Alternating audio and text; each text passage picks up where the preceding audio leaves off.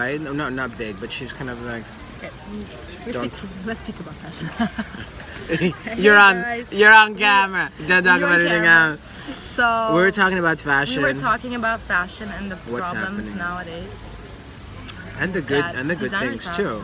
And Yeah, the idea of- the creativity that gets lost Because in of the the market. industry. Because the market not only expects but demands the designers to develop product that is being sold. So the understanding that if a product gets sold, then that product needs to be made over and over in various different sizes. So the it bag, the it jean, hire a designer because they can make a sellable it bag or it jean or it shirt or it dress or whatever it is. Like, freaks me out. I And saw there is no also- collection being built. There's no collections being built that people can really understand a cohesiveness around it, right? So there's no trends. When you have those things happening Or in they're the market, copying the there's trends somebody from you just said to me couple that of you years went to ago. Balenciaga and then you went to Louis Vuitton. They had the same shoe. idea. Or the bag, the Gucci Same bag, but just a tiny like bit all this different. graffiti and like all this over the top fancy schmancy on it, and now someone else did it. I think Dior or something. It's Yeah, kinda crazy. naturally Have that. you seen the last Dior show, by the way? Which was I did totally see it. different I with did see normal it. plain shirts. No, I could mean, not. come on, guys. Dior is at, Dior. At least, yes. I know, you Dior is- have to stick to. I think if Dior woke up from his you death, cannot he would go go from back. like super elegant to fucking t-shirts and white. I mean, If Dior was raised, if Dior, I'm gonna fix my hair, everyone. If Dior came back from his grave, he would go back into it very fast. I think if you saw the runway show. But I love what Martin Margiela is doing with Renzo Rosso and Yeah. John Galliano. I think that's really great. John has always been a good, innovative. who is your biggest influencer? Azedine Alaya, Jacques Fath, Charles James, Mr. James Gallino's just passed away. He gave me 3 of his mannequins. I've known all of his workers. I think the one thing that must never be underestimated globally is the human. Seeing all these humans everywhere in the fashion world, but there's no humanity in them. Yeah. And I think the fashion world, I think it's the second Especially one, the the fashion second one worldwide that is a known kosher business. And people and all the designers have to become, the new breath has to become ethically about it. Has to wake up, because we're really not going to have another earth laying around, especially with what's happening. There's a lot of companies out there that are really questioning the manufacturing process. In fact, there are many of them going to Vietnam, going to Cambodia, going to Taiwan, and working with the scraps that are left over, either from Nike or Reebok or massive amounts of companies that do sportswear production in these big places or Bangladesh. All these Americans, white Americans in wherever they are, they go buy these shirts from Ross.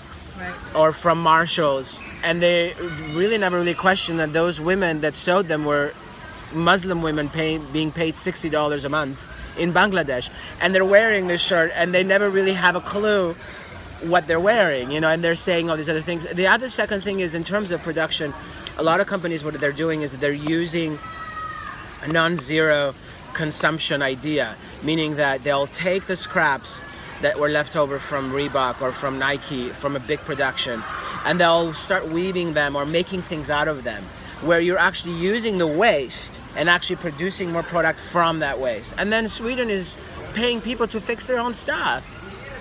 I'll give you money to fix your shoes. I'll give you money to fix That's your... crazy. That's what Sweden is doing. That's a So good- I think we're going to see a lot more like that, and hopefully in America, the new breath of the educated designers. And all the teachers around this country and all around the world, not also being educated in terms of developing a cohesive collection, but honestly being true to who they are in their sense of passion for fashion. And not Being only true to thinking who about you money are. and- yeah. Being true to who you are, even though the market says, selling. okay, that's going to be the it jeans. Create from within. Create something of yours that is yours, uniquely yours. And hire designers and these people that are in power, that have gotten super rich in California, right here in Los Angeles, from BCBG, from Forever 21, from all of these people need to be woken up. BB, for example, they need to be woken up and say, okay, wait a minute, it's time for us to get up and have a change.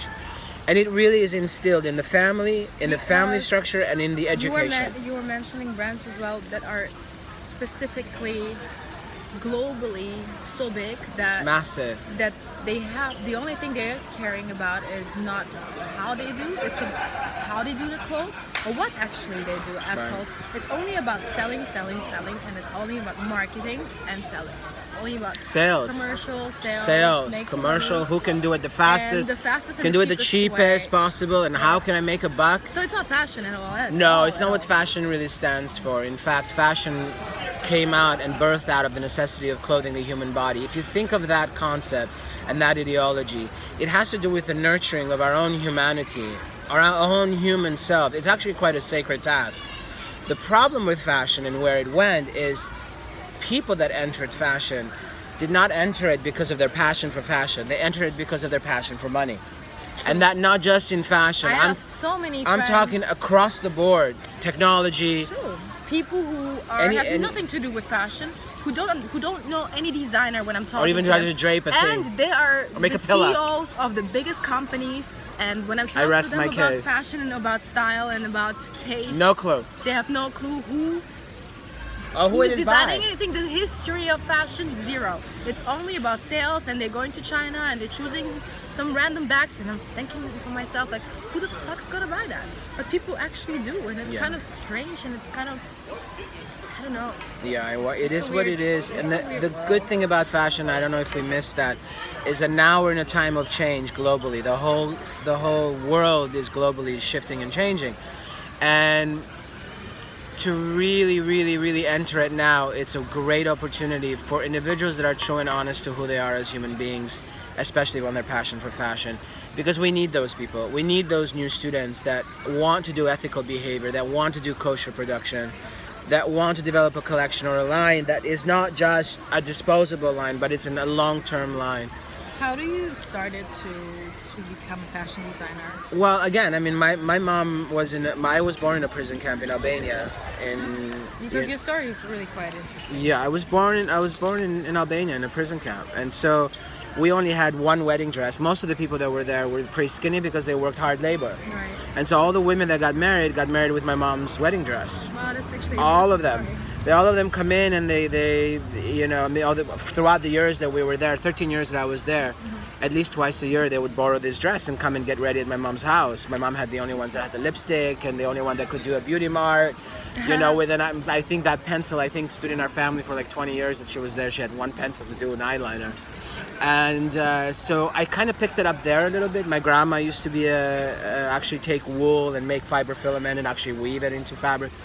So little by little, when I came to America, I just started this sensibility, I think, by osmosis. And I went to school in Italy, Università Perugia per gli Stranieri. I went to school here. I teach at Otis part-time as a part-time instructor in haute couture sewing, finishing construction, and also introduction to fashion. I've been doing that for 8 years, and I also have my line.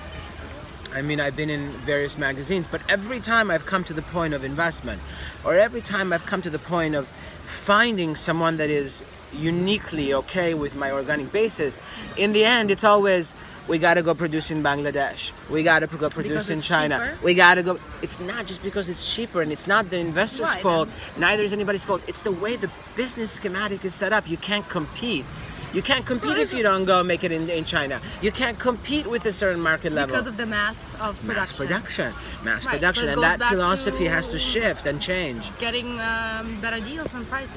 Yeah, and in a way, as much as I dislike Trump, sorry to be so honest about it, Oh, one why? thing I We're do living like, in a free the country. one thing that I do like about him is this ideology of keeping work in United States and making and keeping that viable. I think that's a really great idea, made in USA. But never lose and never underestimate the possibility of working globally, because I think that's important. Like, for example, like Diesel has a philosophy where every country that they sell in, they'll produce part of that collection in that place. For example, if they go to down, oh my gosh, what is that? All my bat faults coming out in camera. If they produce in that country, let's say in Los Angeles, they'll make part of that collection there. If they sell in Colombia, they'll make part of their production there. If they sell in New York, they'll make part of that production. I think that is the way to go. I think in understanding that if you are a global company and a global line, it doesn't necessarily have to be You know, Forever 21 produces 600 million units Yeah. of stuff in 6 months. That's a lot of units. That's a That's fucking a fucking lot of units. units. What the hell do you want with 600? That's not just clothing. I mean accessories and I mean Everything. That's They're a lot of huge. shit that doesn't even.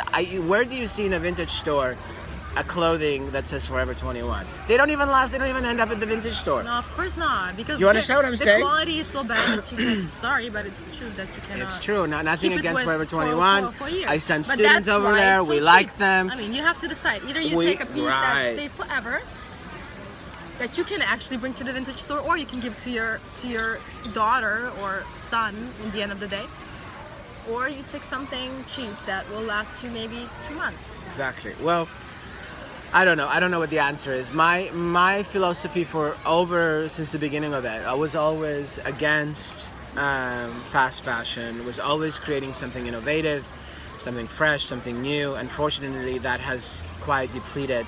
And those jobs are really, really few within. Now people are looking for how to save money, how to create a feasible production line that is sellable across the market, not just in the realm of sellability, but also in the realm of units. Meaning, it's not just that a product is sellable. Meaning, I can sell and buy that, but I can sell over many units of that product. I mean, how many more units? Yeah, that's a great product, but is it versatile in multiple? Is it versatile in LA? Is it versatile in New York? Is it versatile in Europe? Is it versatile, right? Right. They want to make things also that don't necessarily have fit, because in the sales is king now in the market or in the store. If something doesn't fit you correctly because it's a fitted garment, well, the design sensibility is pushed around that one garment fits all sizes, meaning one unit is size 1, 2, 3, or small, extra large, large, from whatever, Rick Owens has actually cashed in on that, or been very intelligent, not just cash in, been very Make it more kind of unisex. where that's going to be more going. I think that's going to, next future is going to be more unisex What I like about and larger fits. certain fashion brands or designers nowadays that like Rick Owens, that are going into a style that is so I would say unique, because a girl can wear it and looks cool, and a guy can wear it and looks cool, and it's not cheesy at all, and it's so cool. Like, it's just fucking cool. You Right. know? Makes sense. I wanted to ask you, Tell me. if you start to do a collection, Yes.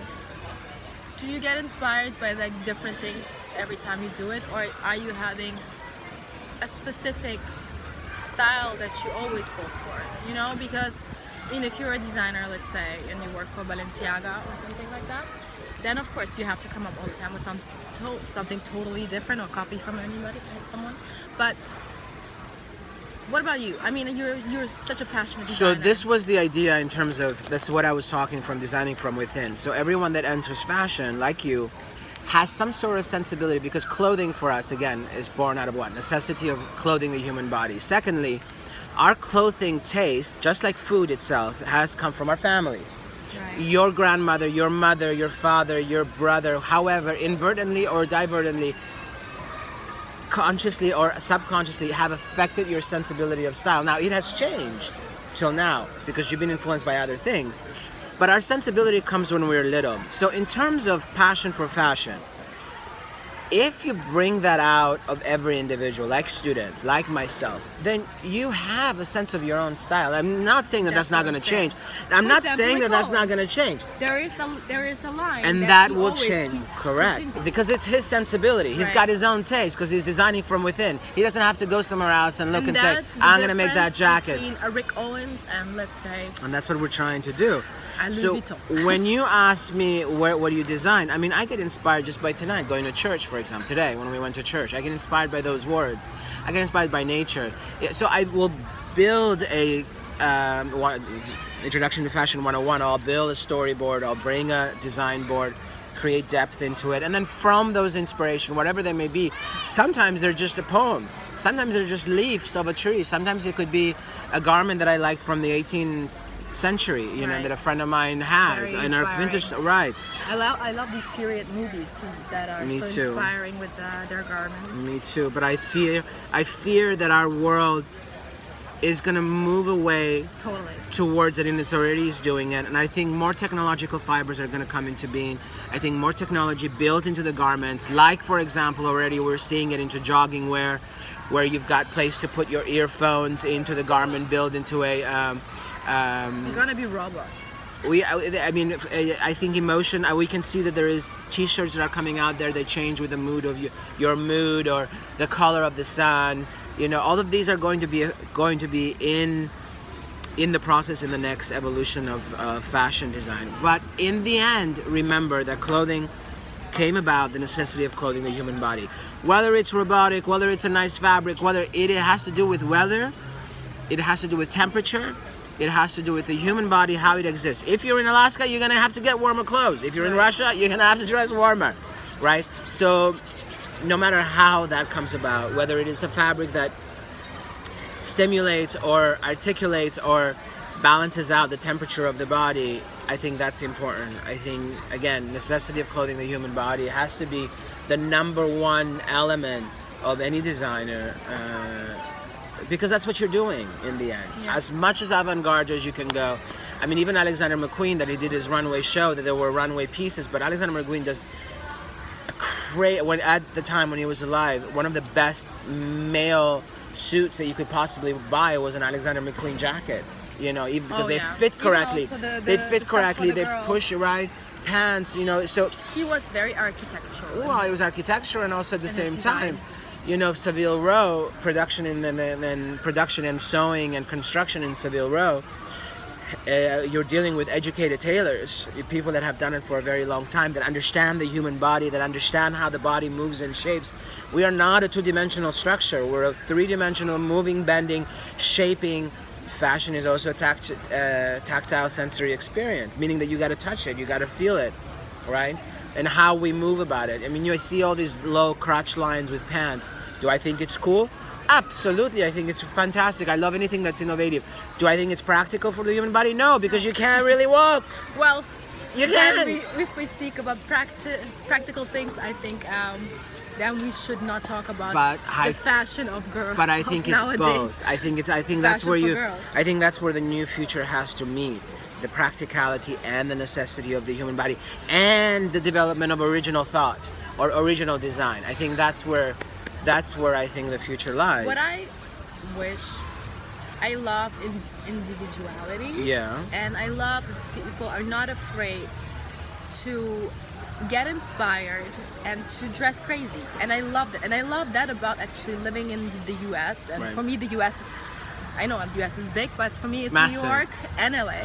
And these cities, that's the most amazing part about it, is that there's such a diversity and the people. opportunity to express yourself through fashion in such a different way. And I think also fashion depends on your mood. So I love that nobody's judging here. I feel like it's more open here than it is in Europe. Definitely. And people actually can inspire other people.